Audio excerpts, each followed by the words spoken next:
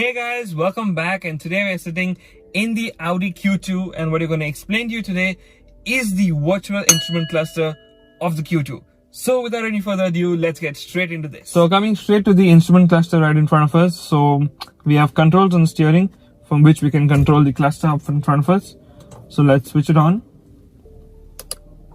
So yep, it'll first give you the warnings of the light and stuff like that. So up front, what you can see is virtual instrument cluster having the analog style dials. So you have a speedometer on this side and your tachometer on the other side. So this also shows you your digital speedometer in the center, where you can see 0 kilometers per hour, whereas this side shows you the gear selector where you're in. So you put it in D, reverse or park, it shows you right here. Then what you have at the bottom is your seatbelt warning, the time, the exterior temperature that you can see right there, 25.0 degrees Celsius.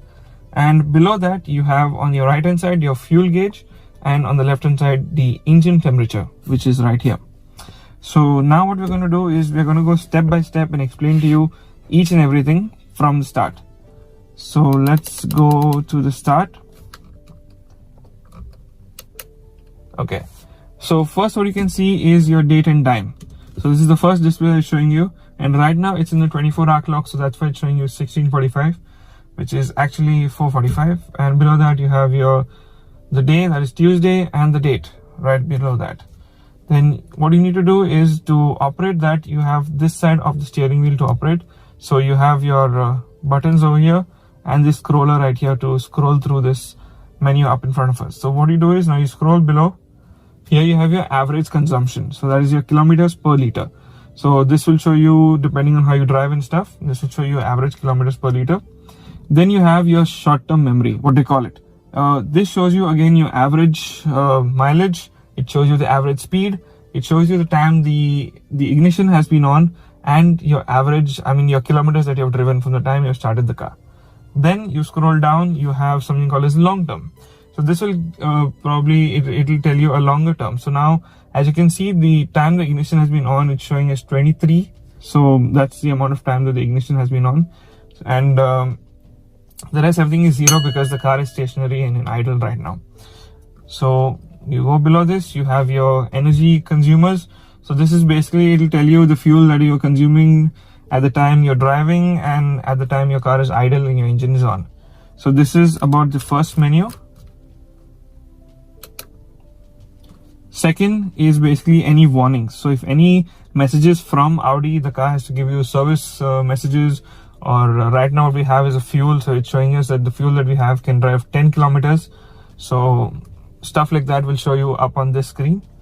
Then you have your Bluetooth connectivity. So here is basically, once you connect your phone to Bluetooth, you'll have your notes and your contacts and stuff will come on this. Then the next one again is to do with the Bluetooth connectivity. Basically your contacts will be displayed on this one. So then you move to the next screen, which is your maps. So now you have inbuilt navigation in this, and it's integrated over here.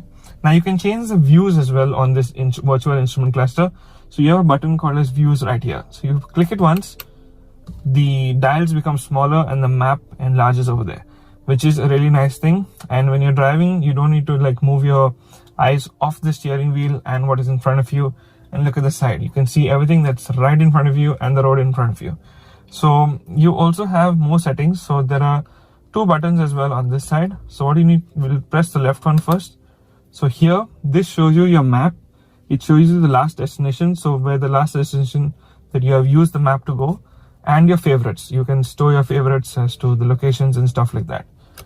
Then we go back from this button and we use the right one.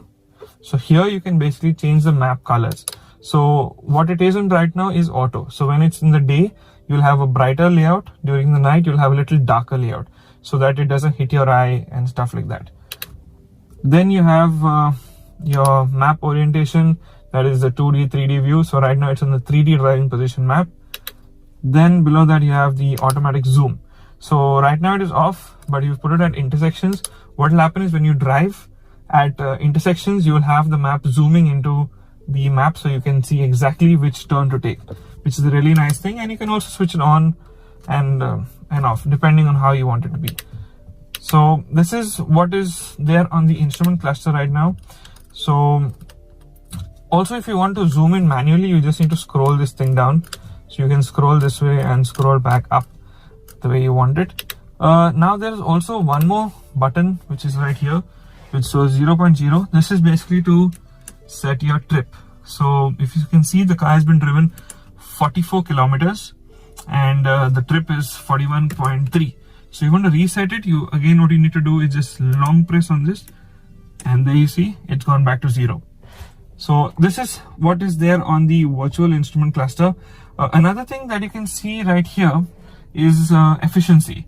So this is basically your drive modes. So an in-depth video on that will come when we explain to you the infotainment system. So as you can see right now, the drive is on efficiency. You can change it to dynamic. You can change it to different modes, comfort and in auto, individual, depending on what you want to select. So we'll explain to you that on the next video. So stay tuned for that. And I think this is all that is there on the virtual instrument cluster. Hope you enjoyed. So with that, guys, we come to an end of this in-depth tutorial on the virtual instrument cluster of the Audi Q2. If you have any more questions regarding the virtual instrument cluster, do let us know in the comment section down below. Hope you enjoyed the video. Hope you found it informative. Do share it with as many people as you can so that we get a lot of views. And do not forget to subscribe to our channel. With that, guys, I see you next video.